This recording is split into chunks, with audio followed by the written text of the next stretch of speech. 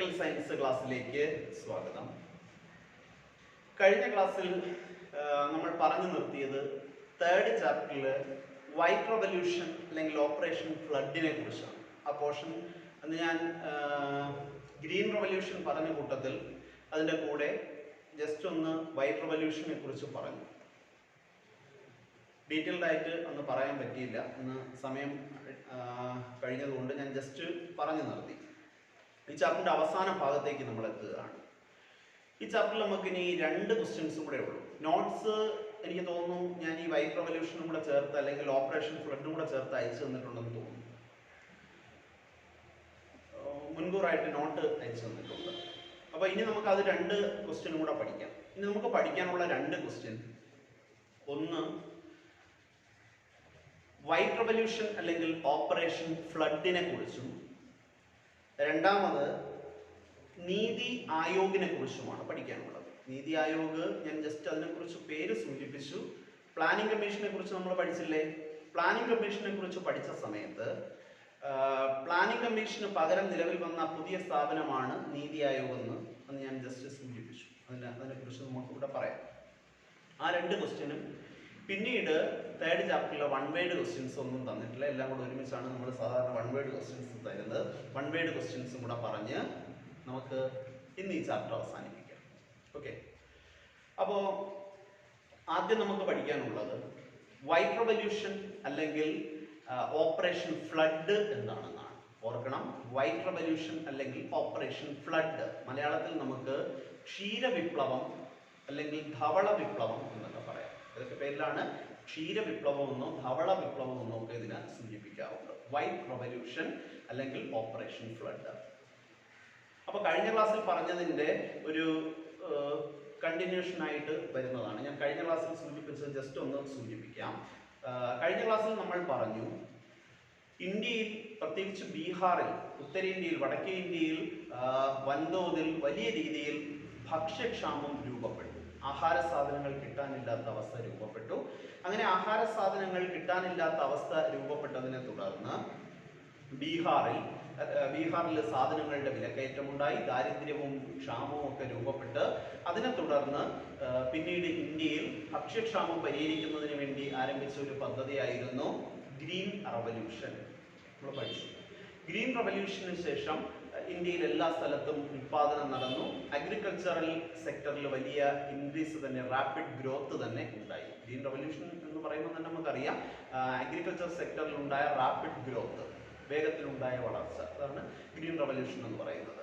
അപ്പോൾ ഗ്രീൻ റെവല്യൂഷന് ശേഷം ഇന്ത്യയിൽ അഗ്രികൾച്ചറൽ പ്രൊഡക്ഷൻ ഇൻക്രീസ് ചെയ്തു. അതുവഴി പോവർട്ടിയെ ഇറാഡിക്കേറ്റ് ചെയ്യുവാൻ സാധിച്ചു. പൂർണ്ണമായിട്ടും പോവർട്ടി ഇറാഡിക്കേറ്റ് ചെയ്യാനൊന്നും സാധിച്ചില്ല. കംപ്ലീറ്റ് ആയിട്ട് ഇന്ത്യയിലെ ദാരിദ്ര്യത്തെ തുടച്ചു നീക്കാനൊന്നും കഴിഞ്ഞില്ല. എങ്കിലും ഇന്ത്യയിലെ പോവർട്ടിയെ കുറയ്ക്കുവാൻ, റെഡ്യൂസ് ചെയ്യുവാൻ എന്തിലൂടെ സാധിച്ചു? ഗ്രീൻ റെവല്യൂഷനിലൂടെ സാധിച്ചു.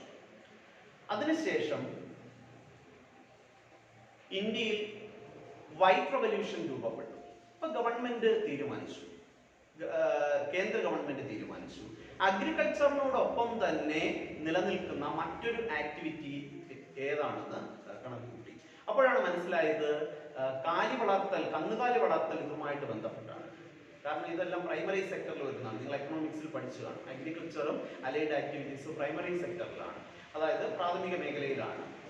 കന്നുകാലി വളർത്തൽ, അതിൻ്റെ പരിപാലനമൊക്കെ പ്രാഥമിക മേഖലയിൽ വരുന്നതാണ്. ഇത് രണ്ടും ഒരുമിച്ച് കൊണ്ടുപോകാൻ കഴിയുന്നതാണ്. അപ്പോൾ കൃഷിയോടൊപ്പം തന്നെ കാലി വളർത്തലിനും പ്രാധാന്യം കൊടുത്തു. പ്രത്യേകിച്ച് പാല് ഉൽപാദനത്തിനാണ് ഈ ഗവൺമെന്റ് കൂടുതൽ ശ്രദ്ധ കൊടുത്തത്. കാരണം പശുക്കൾ എന്ത് ചെയ്യുന്നു, ഗ്രാമീണ മേഖലയിൽ പാലുൽപാദനം വർദ്ധിപ്പിക്കുന്നതിന് വേണ്ടി പശുക്കളെ ഗവൺമെന്റ് എന്ത് ചെയ്യാൻ തുടങ്ങി, ബാങ്കുകൾ വഴി ലോണുകളൊക്കെ കൊടുത്ത് സബ്സിഡി നിരക്കിലൊക്കെ ഇതിന്റെ വിതരണം നടത്തുവാൻ തുടങ്ങി. എന്ന് പറഞ്ഞാൽ കുറഞ്ഞ പൈസയ്ക്ക് തന്നെ എന്തിനെ വാങ്ങാൻ കഴിഞ്ഞു? കന്നുകാലികളെ വാങ്ങാൻ കർഷകർക്ക് കഴിഞ്ഞു. ഇതിന്റെ ഫലമായിട്ട് പാലുൽപാദന രംഗത്ത് വലിയ പുരോഗതി തന്നെ ഉണ്ടായി. ഇതിന് തുടക്കം കുറിച്ചത് ഇത് യഥാർത്ഥത്തിൽ ഒരു റൂറൽ ഡെവലപ്മെന്റ് പ്രോഗ്രാം ആയിരുന്നു. നഗരപ്രദേശങ്ങളിലല്ല വൈറ്റ് റവല്യൂഷൻ ആരംഭിച്ചത്. ഇത് എവിടെയാണ് ആരംഭിച്ചത്?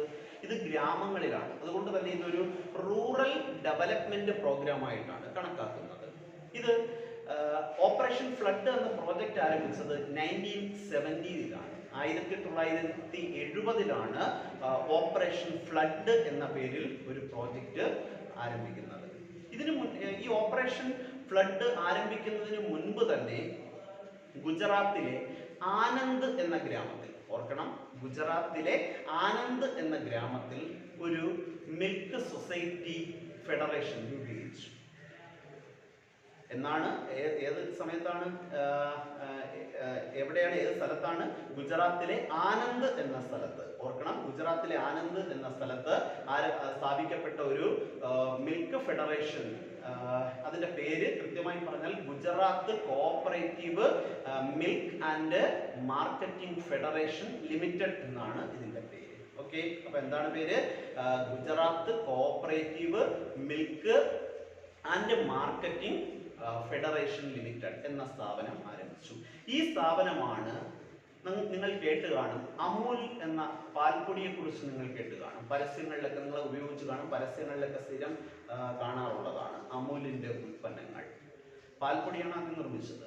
അപ്പോൾ അമൂൽ എന്ന് പറയുന്ന പിന്നീട് പാക്കറ്റിൽ പാലിന്റെ വിതരണവും ഒക്കെ നടത്തി. അപ്പോൾ അമൂൽ എന്ന് പറയുന്ന ഇന്ത്യയിൽ ഒട്ടാകെ വലിയ തോതിൽ വികാസം പ്രാപിച്ച ഒരു ഡെവലപ്പ് ചെയ്ത ഒരു കമ്പനിയായിരുന്നു അമൂൽ.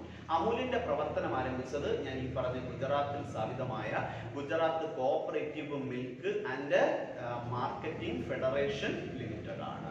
ഓക്കെ, ഇതിന് നേതൃത്വം കൊടുത്ത വ്യക്തി, ഇതിന്റെ വിജയത്തിന് പിന്നിൽ പ്രവർത്തിച്ചത് ആരാണെന്ന് അറിയാമോ?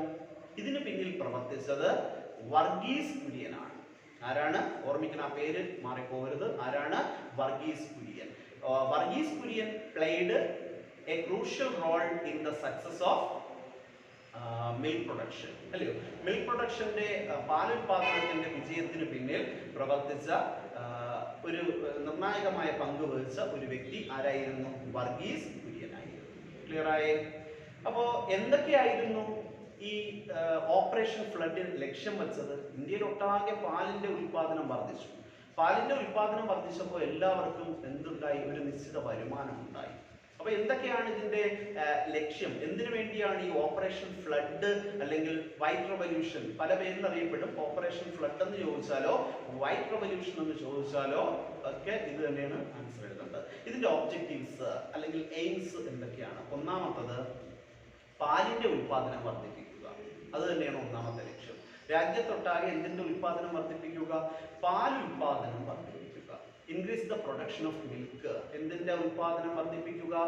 പാലിന്റെ ഉൽപാദനം വർദ്ധിപ്പിക്കുക എന്നതായിരുന്നു ഇതിന്റെ ഒന്നാമത്തെ ലക്ഷ്യം. രണ്ടാമത്തത് ഇന്റർമീഡിയറീസിനെ ഒഴിവാക്കി. ആരെ ഇന്റർമീഡിയറീസ്? ഇടനിലക്കാർ, മധ്യവർത്തികൾ. ഇടനിലക്കാരെ ഒഴിവാക്കിക്കൊണ്ട് ആരൊക്കെ തമ്മിൽ ബന്ധം സ്ഥാപിക്കുക? പ്രൊഡ്യൂസേഴ്സും കൺസ്യൂമേഴ്സും തമ്മിൽ റിലേഷൻ സ്ഥാപിക്കുക, ബന്ധം സ്ഥാപിക്കുക. പ്രൊഡ്യൂസേഴ്സ് മീൻസ് ഉൽപാദകർ, പാൽ ഉൽപ്പാദിപ്പിക്കുന്നവരും രണ്ടാമത് കൺസ്യൂമേഴ്സ് ഉപഭോക്താക്കൾ, അതായത് വാങ്ങി ഉപയോഗിക്കുന്നവർ. ഇവര് രണ്ടും തമ്മിൽ ബന്ധം സ്ഥാപിക്കുക. ഇടയ്ക്കുള്ള ആരെ ഒഴിവാക്കുക? ഇന്റർമീഡിയറീസിനെ ഒഴിവാക്കുക. അതായത് പണ്ട് ആദ്യകാലങ്ങളിൽ പാൽ വിറ്റ് ഏറ്റവും കൂടുതൽ ലാഭം ഉണ്ടാക്കിയിരുന്നത് ഇടനിലക്കാരായിരുന്നു. കാരണം ക്ഷീരകർഷകരിൽ നിന്നും ആര് പാല് കളക്ട് ചെയ്യുന്നു? ഇടനിലക്കാർ പാല് കളക്ട് ചെയ്യുന്നു. ഉദാഹരണത്തിന് ഇപ്പോൾ 10 രൂപയ്ക്ക് 1 ലിറ്റർ പാല് കളക്ട് ചെയ്യാൻ കഴിയുമെങ്കിൽ 10 രൂപയ്ക്ക് കളക്ട് ചെയ്യുന്ന പാല്, കർഷകരിൽ നിന്ന് കളക്ട് ചെയ്യുന്ന പാല് ഇടനിലക്കാർ എന്ത് ചെയ്യുന്നു? 10 രൂപയ്ക്ക് കളക്ട് ചെയ്തിട്ട് മാർക്കറ്റിൽ അത് അവർ വിൽക്കുന്നത്, കൺസ്യൂമേഴ്സിന് എത്തിക്കുന്നത് ചിലപ്പോൾ 20 രൂപയ്ക്കായിരിക്കും. അതായത് ഉൽപാദകർക്ക് ലഭിക്കുന്നതിനേക്കാൾ ലാഭം ആർക്ക് ലഭിക്കുന്നു? അവർക്ക് 10 രൂപ ലാഭം ലഭിക്കുന്നു എന്ന് പറഞ്ഞാൽ അവർ ഒരുപാട് കാര്യങ്ങൾ ചെയ്തിട്ടാണ് കർഷകർക്ക് ഈ 10 രൂപ ലഭിക്കുന്നത്. ആ പശുവിനെ വളർത്തി അതിനെ നോക്കി അതിൽ നിന്നുള്ള വരുമാനം ലഭിക്കുന്നത് 10 രൂപ ലഭിക്കുന്നത്. പക്ഷേ ഇന്റർമീഡിയറീസ്, ഇടനിലക്കാർ എന്ത് ചെയ്യുന്നു? 10 രൂപയുടെ പാല് അവർ വാങ്ങി അവരത് മാർക്കറ്റിൽ 20 രൂപയ്ക്ക് വിൽക്കുന്നു. വൻ ലാഭമാണ് ഇടനിലക്കാർ ഉണ്ടാക്കിയിരുന്നത്. അപ്പോൾ ഗവൺമെന്റ് തീരുമാനിച്ചു, ഗവൺമെന്റ് നേരിട്ട് കർഷകരിൽ നിന്നും പാല് സ്വീകരിച്ച് ജനങ്ങൾക്ക് അല്ലെങ്കിൽ കൺസ്യൂമേഴ്സിന് എത്തിക്കാൻ തുടങ്ങി. ഇടനിലക്കാരില്ല.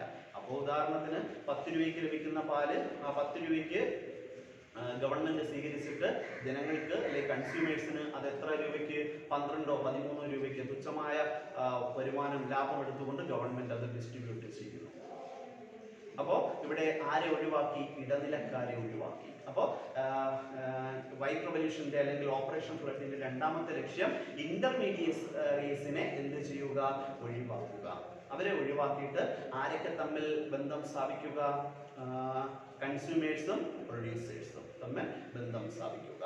മൂന്നാമത്തത് ഒരു നിശ്ചിത വരുമാനം അഷ്വർ ചെയ്യുക, ഉറപ്പാക്കുക. ആർക്ക് നിശ്ചിത വരുമാനം ഉറപ്പുവരുത്തുക? ഞാൻ മുമ്പേ പറഞ്ഞ ക്ഷീര കർഷകർക്ക്, അല്ലയോ? കന്നുകാലികളെ വളർത്തുന്ന, അതുകൊണ്ട് അതിൽ നിന്നും പാല് വിറ്റ് ഉപജീവന മാർഗം കഴിക്കുന്ന കർഷകരുണ്ട്. അപ്പൊ അവർക്ക് ഒരു വർഷം നിശ്ചിത ഒരു വരുമാനം ഉറപ്പാക്കുക. അവർക്ക് പാലുണ്ടെങ്കിൽ അടുത്ത് സഹകരണ സംഘങ്ങൾ കാണും, സൊസൈറ്റികൾ കാണും. അവിടെ കൊണ്ടുപോയി നേരിട്ട് എന്ത് ചെയ്യാം? അവിടെ പാല് വിൽക്കാൻ സാധിക്കും. അതുവഴി വർഷത്തിലുടനീളം ഒരു നിശ്ചിത വരുമാനം ലഭിച്ചിരുന്നു. പണ്ട് അങ്ങനെ ആയിരുന്നില്ല. ആദ്യകാലത്ത് ഇടനിലക്കാർ വന്ന് തുച്ഛമായ വിലയ്ക്ക് പാല് എടുത്തുകൊണ്ട് പോകും. അപ്പോൾ കർഷകർക്ക് വേണ്ടത്ര ലാഭം കിട്ടത്തില്ല. ഇതിൽ നിന്ന് ലാഭം ഉണ്ടാക്കുന്നത് ആരായിരുന്നു? ഇടനിലക്കാരായിരുന്നു. അപ്പൊ ഇവിടെ മൂന്നാമത്തെ നമ്മൾ പറഞ്ഞു, ഒരു എന്തുറപ്പാക്കുക? പെർമനന്റ് ആയിട്ടുള്ള ഒരു വരുമാനം, അല്ലയോ? ഇൻകം അഷ്വർ ചെയ്യുക. ഓക്കെ. ആൻഡ് ലാസ്റ്റ് വൺ, ദാരിദ്ര്യത്തെ കുറയ്ക്കുക അല്ലെങ്കിൽ ദാരിദ്ര്യം ഇല്ലാതാക്കുക. ഇറാഡിക്കേഷൻ ഓഫ് പോവർട്ടി, ദാരിദ്ര്യത്തെ ഇല്ലായ്മ ചെയ്യുക. അത് എന്തിന്റെ ലക്ഷ്യമായിരുന്നു? ഓപ്പറേഷൻ ഫ്ലഡിന്റെ ലക്ഷ്യമായിരുന്നു. ഇതെല്ലാം ഗവൺമെന്റ് ആരംഭിച്ചത് എന്ത് ലക്ഷ്യം വെച്ചാണ്? ദാരിദ്ര്യത്തെ ഇല്ലായ്മ ചെയ്യുകയാണ്. കാരണം തുടക്കം തൊട്ടുള്ള ചാപ്റ്ററുകളിൽ നമ്മൾ പഠിക്കുന്നു, ബ്രിട്ടീഷുകാർ ഇന്ത്യ ഭരിച്ച് ഇന്ത്യയിലെ സാമ്പത്തിക മേഖല തകർന്ന് തരിപ്പണമായിരുന്നു ബ്രിട്ടീഷുകാരുടെ ഭരണ കാലഘട്ടത്തിൽ. അതിനുശേഷവും ഇന്ത്യയുടെ സമ്പദ് വ്യവസ്ഥ കരകയറിയില്ല. വളരെയേറെ ബുദ്ധിമുട്ടുകൾ ഇന്ത്യക്ക് സഹിക്കേണ്ടി വന്നത് കഴിഞ്ഞ ചാപ്റ്ററുകളിലൊക്കെ നമ്മൾ പഠിച്ചു. സാമ്പത്തിക മേഖല തകർന്നതൊക്കെ നമ്മൾ പഠിച്ചതാണ്. അപ്പോൾ ആ ഒരു സാഹചര്യത്തിൽ സാമ്പത്തിക മേഖലയ്ക്ക് വലിയ തകർച്ച ഉണ്ടായ ആ ഒരു കാലഘട്ടത്തിൽ നിന്നും ഇന്ത്യയെ കരകയറ്റണം. ഇന്ത്യയിലെ ജനങ്ങളുടെ ദാരിദ്ര്യം ഇല്ലായ്മ ചെയ്യണം. അതിനുവേണ്ടിയാണ് ഈ പ്രോജക്റ്റ് രണ്ടും ആരംഭിച്ചത്. ഏതൊക്കെ? നേരത്തെ പറഞ്ഞ ഗ്രീൻ റെവല്യൂഷനും ഇപ്പോൾ നമ്മൾ പറഞ്ഞ വൈറ്റ് റെവല്യൂഷനും. ക്ലിയർ ആയല്ലോ? ഗ്രീൻ റെവല്യൂഷൻ എന്തുമായി റിലേറ്റ് ചെയ്യപ്പെട്ടിരിക്കുന്നു? അഗ്രികൾച്ചറുമായി. തിരിഞ്ഞു പോരുത്. ഗ്രീൻ റെവല്യൂഷൻ അഗ്രികൾച്ചറുമായി ബന്ധപ്പെട്ടിരിക്കുന്നു. വൈറ്റ് റെവല്യൂഷൻ എന്തുമായിട്ട് ബന്ധപ്പെട്ടിരിക്കുന്നു? പ്രൊഡക്ഷൻ ഓഫ് മിൽക്ക്, പാലുൽപാദനവുമായി ബന്ധപ്പെട്ടിരിക്കുന്നു. ക്ലിയർ ആയല്ലോ? ഇനി നീതി ആയോഗിനെയും കൂടെ കുറിച്ച് പഠിച്ച് നമുക്ക് ആ ചാപ്റ്ററിലെ ക്വസ്റ്റ്യൻസ് തീരും. എന്ന് പറഞ്ഞാൽ വലിയ ക്വസ്റ്റ്യനുകളെല്ലാം തീരും. പിന്നീട് 1 വേർഡ് ക്വസ്റ്റ്യൻസ് ആണ്. അപ്പോൾ എന്താണ് നീതി ആയോഗ്? നമ്മൾ പറഞ്ഞു സ്വാതന്ത്ര്യത്തിന് ശേഷം ഇന്ത്യയിൽ വികസനത്തിനായിട്ട് രൂപം കൊണ്ട ഒരു സ്ഥാപനമായിരുന്നു ആസൂത്രണ കമ്മീഷൻ അല്ലെങ്കിൽ planning commission. Prime minister chairman ആയിട്ടുള്ള അതിനെക്കുറിച്ച് നമ്മൾ പഠിച്ചു. പ്ലാനിംഗ് കമ്മീഷന് പകരമായിട്ട് നിലവിൽ വന്ന ഒരു പുതിയ സംവിധാനത്തെയാണ് നീതി ആയോഗ് എന്ന് വിളിക്കുന്നത്. 1950 പ്ലാനിംഗ് കമ്മീഷൻ ഫോം ചെയ്തത്. 50 മാർച്ച് 15 പ്ലാനിംഗ് കമ്മീഷൻ രൂപം കൊള്ളുന്നത്. അന്ന് തൊട്ട് നിലനിന്നിരുന്ന പ്ലാനിംഗ് കമ്മീഷനെ 2014 NDA ഗവൺമെന്റ് അധികാരത്തിലെത്തിയപ്പോൾ പ്ലാനിംഗ് കമ്മീഷൻ എന്ത് ചെയ്യാൻ? പിരിച്ചുവിടാൻ തീരുമാനിച്ചു. അതായത് അതിനെ എടുത്തു മാറ്റാൻ തീരുമാനിച്ചു. പ്ലാനിംഗ് കമ്മീഷനെ പകരം എന്നിട്ടൊരു പുതിയ സംവിധാനം അവതരിപ്പിക്കുവാനും തീരുമാനിച്ചു. എന്ന് അധികാരത്തിലെത്തിയ ഗവൺമെന്റാണ് 2014 അധികാരത്തിലെത്തിയ NDA ഗവൺമെന്റ്. നരേന്ദ്രമോദി നേതൃത്വം കൊടുക്കുന്ന NDA ഗവൺമെന്റ് ഒരു പുതിയ പദ്ധതി തയ്യാറാക്കി. എന്തിനെ ഒഴിവാക്കി?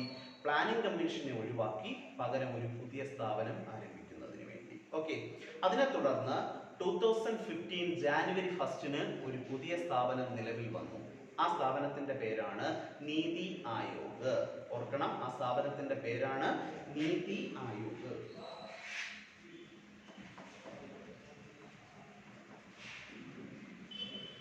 നീതി ആയോഗ് എന്നാണ് 2015 ജാനുവരി 1. ഓക്കെ. എന്തിന് പകരമാണ് ഇത് ഫോം ചെയ്തത്? പ്ലാനിംഗ് കമ്മീഷന് പകരമായിട്ടാണ്. ഓർമ്മിക്കണം, നീതി ആയോഗ് എന്തിന് പകരമാണ്? പ്ലാനിംഗ് കമ്മീഷൻ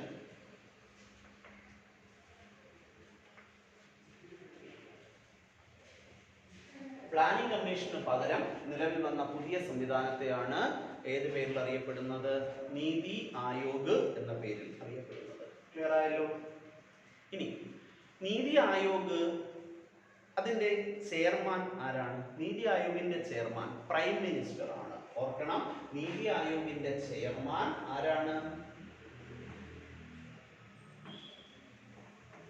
പ്രൈം മിനിസ്റ്റർ ആണ് ഇതിന്റെ ചെയർമാൻ.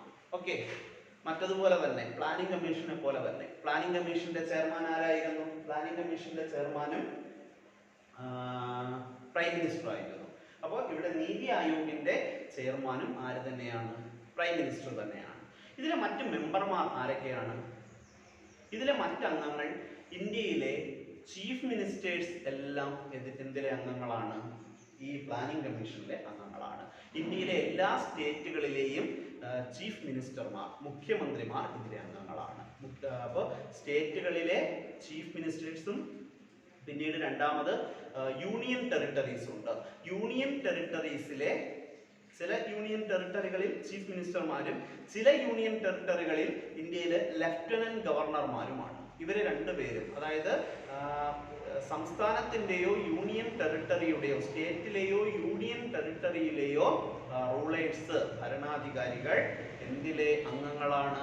നീതി ആയോഗിലെ അംഗങ്ങളാണ്. ഓർക്കണം, നീതി ആയോഗിലെ മെമ്പർമാർ ആരൊക്കെയാണ്?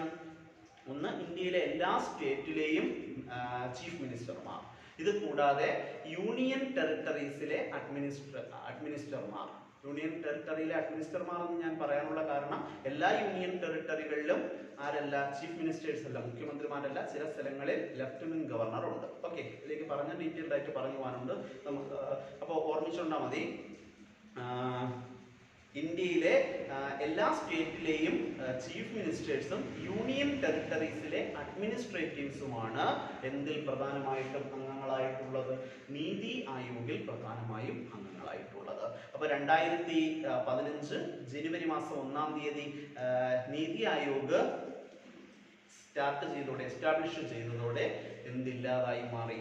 പ്ലാനിംഗ് കമ്മീഷൻ എന്ന സംവിധാനം ഇല്ലാതായി. ഓക്കെ, അപ്പോൾ ഒരു കാര്യം ഇതിൽ ഓർക്കേണ്ടത്, നീതി ആയോഗിന്റെ ഫസ്റ്റ് ചെയർമാൻ ആരാണ്? എക്സാമുകൾക്ക് ചോദിച്ചിട്ടുള്ള ഒരു ക്വസ്റ്റ്യൻ ആണ്. Who is the first chairman of NITI Aayog? ഞാനിപ്പോൾ വൺ വേർഡ് ക്വസ്റ്റ്യൻ വരുമ്പോൾ പറയാം, എങ്കിലും ഇപ്പോൾ അത് കേട്ടോളണം. നീതി ആയോഗിന്റെ ചെയർമാൻ, ആദ്യ ചെയർമാൻ 2014 ഇത് രൂപീകരിച്ച് അന്നത്തെ പ്രൈം മിനിസ്റ്റർ ആയിരിക്കും. അപ്പോൾ ആരാണ്? നരേന്ദ്രമോദിയാണ് എന്തിന്റെ ചെയർമാൻ? നീതി ആയോഗിന്റെ ചെയർമാൻ. എങ്ങനെയുള്ള ചെയർമാൻ? ആദ്യ ചെയർമാൻ എന്ന് പറഞ്ഞാൽ പിന്നീട് ഗവൺമെന്റ് മാറിയിട്ടില്ല. പിന്നീട് അടുത്ത ടൈമിലും നരേന്ദ്രമോദി തന്നെ വന്നതുകൊണ്ട് നീതി ആയോഗിന്റെ ചെയർമാൻ ആര് തന്നെയാണ്? നരേന്ദ്രമോദി തന്നെയാണ്. അത് ഓർക്കണം. ഓക്കെ, പ്ലാനിംഗ് കമ്മീഷന്റെ ഫസ്റ്റ് ചെയർമാൻ ആരാണ്? നെഹ്റുവാണ്. പണ്ഡിറ്റ് ജവഹർലാൽ നെഹ്റുവാണ് പ്ലാനിംഗ് കമ്മീഷന്റെ ചെയർമാൻ. അതും ഓർക്കണം. പ്ലാനിംഗ് കമ്മീഷന്റെ ഫസ്റ്റ് ചെയർമാൻ. പിന്നീട് അതാത് കാലഘട്ടത്തിലെ പ്രൈം മിനിസ്റ്റർമാർ ആരാണോ അവർ പ്ലാനിംഗ് കമ്മീഷന്റെ ചെയർമാനാവും. നെഹ്റുവിന് ശേഷം ലാൽ ബഹദൂർ ശാസ്ത്രി പ്രധാനമന്ത്രിയായി. അതുകൊണ്ട് പിന്നീട് രണ്ടാമത്തെ പ്ലാനിംഗ് കമ്മീഷന്റെ ചെയർമാൻ ശാസ്ത്രിയാണ്. പിന്നീട് ഇന്ദിരാഗാന്ധി. അപ്പൊ അങ്ങനെ എന്ത് ചെയ്യുന്നു? പ്രൈം മിനിസ്റ്റർമാർ മാറുന്നതിനനുസരിച്ച് ആരും മാറും? പ്ലാനിംഗ് കമ്മീഷന്റെ ചെയർമാനും മാറും. ഓക്കെ, അപ്പൊ ഇത്രയും കാര്യങ്ങളാണ് നീതി ആയോഗിന്റെ കുറിച്ചും കൂടെ പറയുമ്പോൾ ഈ ചാപ്റ്ററിലെ വലിയ ക്വസ്റ്റ്യൻസ് എല്ലാം തീരുന്നു. ഇനി നമുക്ക് ഈ ചാപ്റ്ററിലെ വൺ വേർഡ് ക്വസ്റ്റ്യൻ കൂടെ പറഞ്ഞ് നമുക്കിത് അവസാനിപ്പിക്കാം. ഈ ചാപ്റ്ററിലെ പ്രധാനപ്പെട്ട വൺ വേർഡ് ക്വസ്റ്റ്യൻസ്, ഒന്നാമത്തെ നമ്മൾ പറഞ്ഞത് തന്നെ, who is the chairman of planning commission? പിന്നെ ഒരു കാര്യം കൂടെ ഞാൻ എടുത്തു പറയുന്നു. കഴിഞ്ഞ ഇതിൽ പറഞ്ഞതുകൊണ്ട് നിങ്ങൾക്കറിയാം, വൺ വേർഡ് ക്വസ്റ്റ്യൻ വീണ്ടും ഞാൻ നോട്ടായിട്ട് തരത്തില്ല. കാരണം അത് നോട്ടായിട്ട് തരേണ്ട ആവശ്യമില്ല, കേൾക്കുമ്പോൾ തന്നെ നമുക്കറിയാം. ഞാൻ ഈ പറയുന്ന ക്വസ്റ്റ്യൻസ് എന്ത് ചെയ്തോളണം? എഴുതിയെടുത്തുകൊള്ളണം. ഓക്കെ, അത് ഇംഗ്ലീഷും മലയാളവും ഞാൻ പറഞ്ഞു പോവാം. അപ്പോൾ നിങ്ങളത് എഴുതിയെടുത്തുകൊള്ളണം. ഓക്കെ, അപ്പോൾ one word questions very important ആണ്. ഏകദേശം 15-16 മാർക്കിന്, ചില വർഷങ്ങളിൽ 19 മാർക്കിന് പബ്ലിക് എക്സാമിന് നമുക്ക് പൊളിറ്റിക്സിൽ വൺ വേർഡ് ക്വസ്റ്റ്യൻസ് ചോദിച്ചിട്ടുണ്ട്. മറ്റ് സബ്ജക്റ്റുകളേക്കാൾ കൂടുതൽ പൊളിറ്റിക്കൽ സയൻസിൽ നിന്ന് എന്ത് ചോദിക്കാറുണ്ട്? വൺ വേർഡ് ക്വസ്റ്റ്യൻസ് ചോദിക്കാറുണ്ട്. അപ്പോൾ അത് വളരെ ശ്രദ്ധിക്കണം. ഓക്കെ, അപ്പോൾ അത് നോട്ട് ചെയ്തുകൊള്ളണം. അപ്പോൾ first question, who was the chairman of planning commission? Planning കമ്മീഷന്റെ ചെയർമാൻ ആരായിരുന്നു? ആരായിരുന്നു? Prime minister. നോട്ട് ചെയ്യണം. മലയാളത്തിൽ പറഞ്ഞാൽ ആസൂത്രണ കമ്മീഷന്റെ ചെയർമാൻ ആരായിരുന്നു? പ്രധാനമന്ത്രി. രണ്ടാമത്തത് who was the first chairman of planning commission? അതും ചോദിച്ചിട്ടുള്ളതാണ്. പ്ലാനിംഗ് കമ്മീഷന്റെ അല്ലെങ്കിൽ ആസൂത്രണ കമ്മീഷന്റെ ആദ്യ ചെയർമാൻ ആരായിരുന്നു? ഞാൻ മുമ്പേ സൂചിപ്പിച്ചു, ജവഹർലാൽ നെഹ്റു. ഓക്കെ, ജവഹർലാൽ നെഹ്റു ആയിരുന്നു ആസൂത്രണ കമ്മീഷന്റെ ആദ്യ ചെയർമാൻ. രണ്ടാമത്തത് planning commission was set up in dash. Planning commission രൂപീകൃതമായത് ഡാഷിലാണ്. ഏത് വർഷമാണ്? 1950 മാർച്ച് 15. ഓർക്കണം, 1950 1950 മാർച്ച് 15. ഓക്കെ, ഇനി next, first 5-year plan gave emphasise on dash. ഇതും ചോദിച്ചിട്ടുള്ളതാണ്.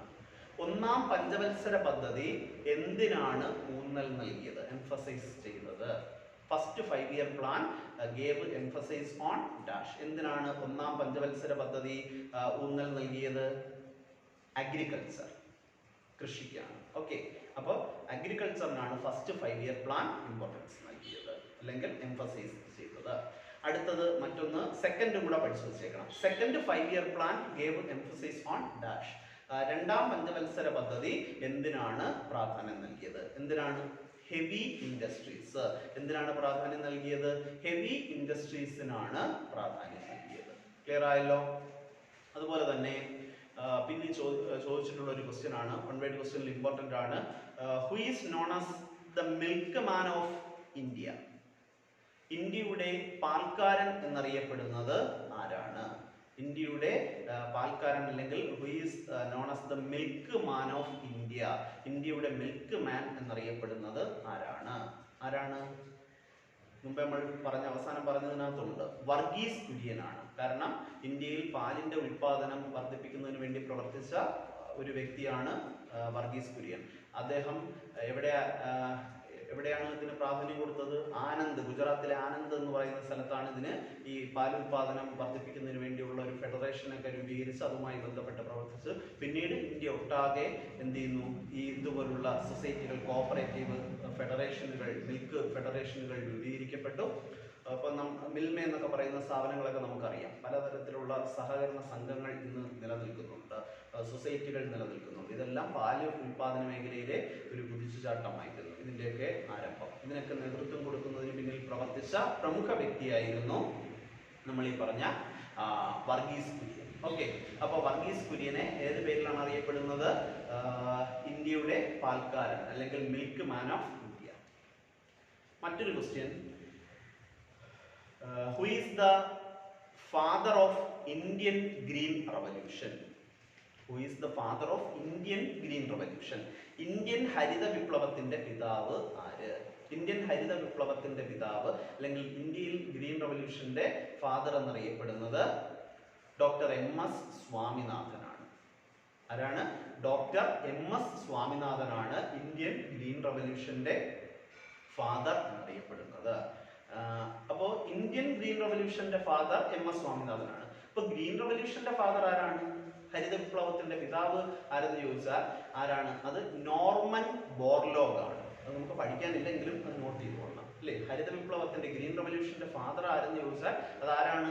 Norman Borlaug. ലോകത്താകമാനം ഈ പറയുന്ന ഗ്രീൻ റവല്യൂഷൻ ആരംഭിച്ചത് ആരാണ്?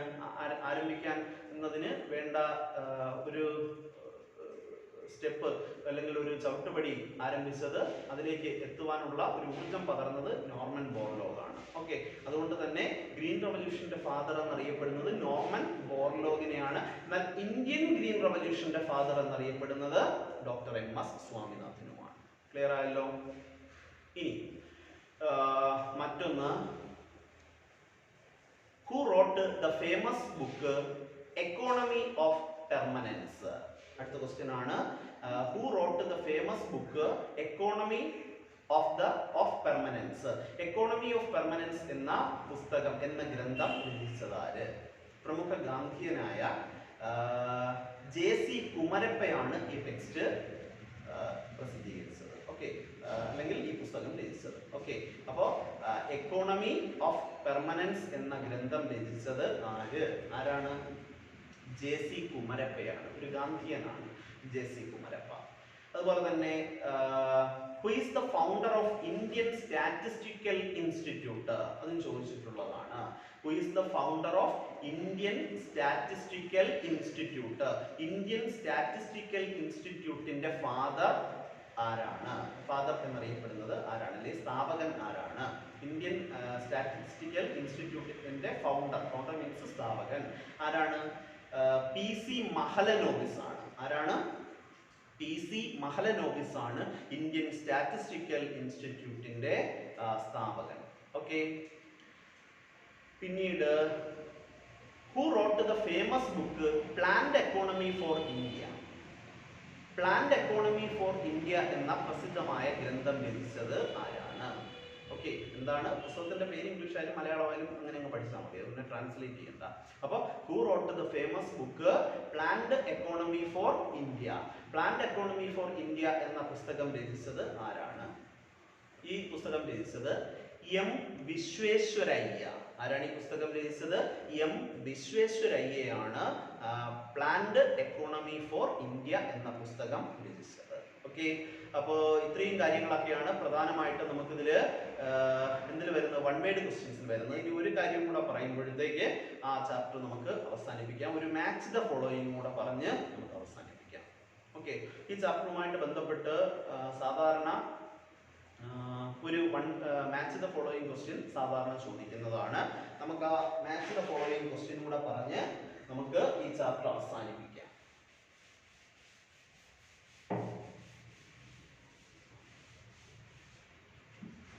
അതിൽ പ്രധാനമായിട്ടും 3 കോളത്തിലായിട്ട് തന്നേക്കും. ഇത് ഞാൻ ആൻസർ പറഞ്ഞങ്ങ് പോവുകയാണ്. ക്വസ്റ്റ്യനിൽ തെറ്റിച്ചായിരിക്കും തന്നേക്കുന്നത്, അത് അറേഞ്ച് ചെയ്ത് എഴുതാനായിരിക്കും, ഓർഡറിലാക്കി എഴുതാനായിരിക്കും ചോദിക്കുന്നത്. ഇവിടെ ഞാൻ എന്ത് ചെയ്യുന്നു, ഡയറക്റ്റ് ആയിട്ട് അങ്ങ് പറയുകയാണ്, ആൻസർ അങ്ങ് പറയുകയാണ്. ഓക്കെ, അപ്പോൾ ഫസ്റ്റ് ആദ്യ കോളത്തിൽ കാണും first 5 year plan. First 5 year plan.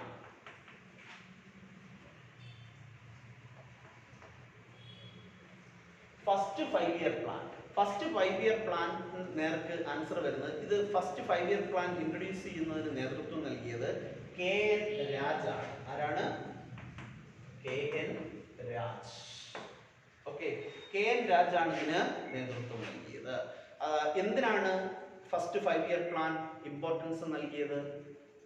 ഏത് മേഖലയ്ക്കാണ്? അഗ്രികൾച്ചറിനാണ്. അപ്പോൾ മൂന്നാമത്തത് അഗ്രികൾച്ചർ. അപ്പോൾ 3 കോളത്തിലായിട്ട് തന്നേക്കും. ഇത് മാത്രം ഫസ്റ്റ് 5 ഇയർ പ്ലാൻ എന്ന് കാണും. ഇത് രണ്ടും വേറെ വേറെ കോളങ്ങളിൽ 2-3 കോളങ്ങളിൽ ഓർഡർ തെറ്റിച്ചായിരിക്കും കൊടുത്തേക്കുന്നത്. നിങ്ങൾ അറേഞ്ച് ചെയ്ത് ഓർഡർ ആക്കി എഴുതി പോകണം. ഞാനിപ്പോൾ കറക്റ്റ് ഡയറക്റ്റ് ആൻസർ എന്ന് പറയുകയാണ്. First 5 year plan KN Raj എന്തിന് ഇമ്പോർട്ടൻസ് കൊടുത്തു? അഗ്രികൾച്ചറിന്. അടുത്തത് second 5 year plan. Second 5 year plan introduce ചെയ്തത് ആരാണ്? ഇത് എഴുതി തയ്യാറാക്കിയതും ഇതിന് നേതൃത്വം നൽകിയതും ആരാണ്? PC Mahalanobis. PC Mahalanobis. PC Mahalanobis ആണ് ഇതിന് നേതൃത്വം നൽകിയത്. ഇതെന്തിനാണ് ഇമ്പോർട്ടൻസ് നൽകിയത്? PC മഹലനോബിസ് ആദ്യത്തെ KN രാജ് അഗ്രികൾച്ചറിന് ഇമ്പോർട്ടൻസ് കൊടുത്തുകൊണ്ടുള്ള ഫസ്റ്റ് 5 ഇയർ പ്ലാൻ ഇൻട്രൊഡ്യൂസ് ചെയ്തു. രണ്ടാമത്തത് PC മഹലനോബിസ് എന്തിന് ഇമ്പോർട്ടൻസ് കൊടുത്തുകൊണ്ടാണ് സെക്കൻഡ് 5 ഇയർ പ്ലാൻ ഇൻട്രൊഡ്യൂസ് ചെയ്തത്? ഇതിന് പ്രാധാന്യം കൊടുത്തത് എന്തിനാണ്? ഇൻഡസ്ട്രിയൽ ഡെവലപ്മെന്റിനാണ്. എന്തിനാണ്? Industrial development. ഇൻഡസ്ട്രിയൽ ഡെവലപ്മെന്റിന് സെക്കൻഡ് 5 ഇയർ പ്ലാൻ ഇമ്പോർട്ടൻസ് കൊടുത്തു. ആരാണ് ഇത് രൂപപ്പെടുത്തിയത്? PC മഹലനോബിസ് ആണ്. ഓക്കെ, ഇനി അടുത്ത മൂന്നാമത്തെ കോളത്തിൽ MS സ്വാമിനാഥൻ. അടുത്തത് തന്നിരിക്കും. മൂന്നാമത്തെ കോളത്തിലല്ല, മൂന്നാമത്തത് MS Swaminathan. MS Swaminathan. MS Swaminathan എന്തിന്റെ ഫാദർ ആണെന്ന് നമ്മൾ പഠിച്ചു? ഇന്ത്യൻ ഗ്രീൻ റെവല്യൂഷന്റെ ഫാദർ ആണെന്ന് പറഞ്ഞു. അപ്പോൾ MS സ്വാമിനാഥന് നേർക്ക് green revolution. Green revolution. Green revolution എന്ന് പറഞ്ഞാൽ എന്തുമായിട്ട് ബന്ധപ്പെട്ടിരിക്കുന്നു? മിൽക്ക് പ്രൊഡക്ഷൻ ആണോ അതെ അഗ്രികൾച്ചറിന്റെ പ്രൊഡക്ഷൻ ആണോ? അഗ്രികൾച്ചർ പ്രൊഡക്ഷൻ ആണ്. അപ്പോൾ ഇവിടെ അതിന് നേരത്തെ എന്ത് എഴുതേക്കണം? അഗ്രികൾച്ചർ. തിരിഞ്ഞു പോയത് ഇവിടെ മിൽക്ക് കാണും, മിൽക്ക് പ്രൊഡക്ഷൻ ഒക്കെ ചിലപ്പോൾ ക്വസ്റ്റ്യനിൽ കാണും. അപ്പോൾ MS സ്വാമിനാഥൻ എന്തുമായിട്ട് ബന്ധപ്പെട്ടിരിക്കുന്നു? Green revolution. ഗ്രീൻ റവല്യൂഷൻ എന്ന് പറഞ്ഞാൽ എന്തിന്റെ? Rapid growth in the agriculture sector ആണ്. അപ്പോൾ അഗ്രികൾച്ചറുമായി ബന്ധപ്പെട്ടിരിക്കുന്നു. Next one Varghese Kurian.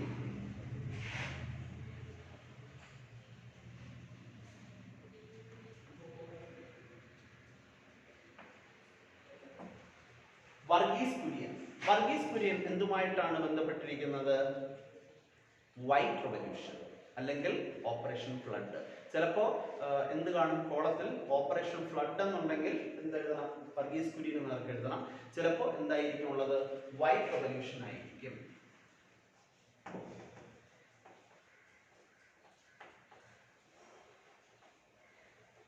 White revolution. Okay, രണ്ട് കോളമായി. മൂന്നാമത്തെ കോളത്തിൽ അതിന് നേർക്ക് എഴുതാൻ പറ്റിയത് എന്ത് കാണും? ചിലപ്പോൾ മിൽക്ക് എന്ന് കാണും, ചിലപ്പോൾ ആനന്ദ് എന്നായിരിക്കും കൊടുത്തേക്കുന്നത്. ഒരു എക്സാമിന് ചോദിച്ചിട്ടുള്ളതിൽ ആനന്ദ് എന്നാണ് കൊടുത്തേക്കുന്നത്. കാരണം ആനന്ദ്, ഗുജറാത്തിലെ ആനന്ദ് എന്ന് പറയുന്ന സ്ഥലത്താണ്, ഗുജറാത്തിലെ ആനന്ദ് എന്ന് പറയുന്ന ഒരു ഗ്രാമത്തിലാണ് നമ്മൾ മുമ്പേ പറഞ്ഞു Gujarat cooperative milk and marketing federation എന്ന ഒരു സൊസൈറ്റി, ഒരു ഫെഡറേഷൻ രൂപീകരിക്കപ്പെട്ടത്. ഇതാണ് അമൂൽ ഉൾപ്പെടെയുള്ള ഉൽപ്പന്നങ്ങൾ പുറത്തിറക്കിയതെന്നൊക്കെ നമ്മൾ പഠിച്ചതാണ്. ഓക്കെ, അപ്പോൾ ആനന്ദ് ആരുമായിട്ട് ബന്ധപ്പെട്ടിരിക്കുന്നു? വർഗീസ് കുര്യനുമായി ബന്ധപ്പെട്ടിരിക്കുന്നു.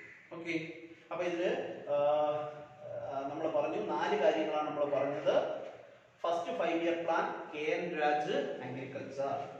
Second 5-year plan PC Mahalanobis industrial development. Next MS Swaminathan green revolution agriculture. And final one Varghese Kurian white revolution Anand. White revolution അല്ലെങ്കിൽ ധവള വിപ്ലവം, ഓപ്പറേഷൻ ഫ്ലഡ് എന്ന് വേണമെങ്കിലും ചിലപ്പോൾ ചോദിക്കാം. ഓക്കെ, അപ്പോൾ ഇത്രയും കാര്യങ്ങളാണ് ഈ ഫസ്റ്റ് ഈ വൺ വേർഡ് ക്വസ്റ്റ്യൻസിൽ നമുക്ക് പറയാനുള്ളത്. ഓക്കെ, അപ്പോൾ ഇത്രയും കാര്യങ്ങളാവുമ്പോൾ നമുക്ക് ഈ ചാപ്റ്റർ തീരുകയാണ്. ഓക്കെ, ഇതിനകത്തുള്ള വലിയ ക്വസ്റ്റ്യൻസ് എല്ലാം നമ്മൾ തന്നിട്ടുണ്ട്. ഇനി എനിക്ക് തോന്നുന്നു നീതി ആയോഗ് മാത്രമേ തരാനുള്ളൂ, ബാക്കി അഡ്വാൻസ് ആയിട്ട് തന്നേക്കുകയാണ്. പിന്നീട് ഈ വൺ വേർഡ് ക്വസ്റ്റ്യൻസ് നിങ്ങൾ തന്നെ എഴുതി.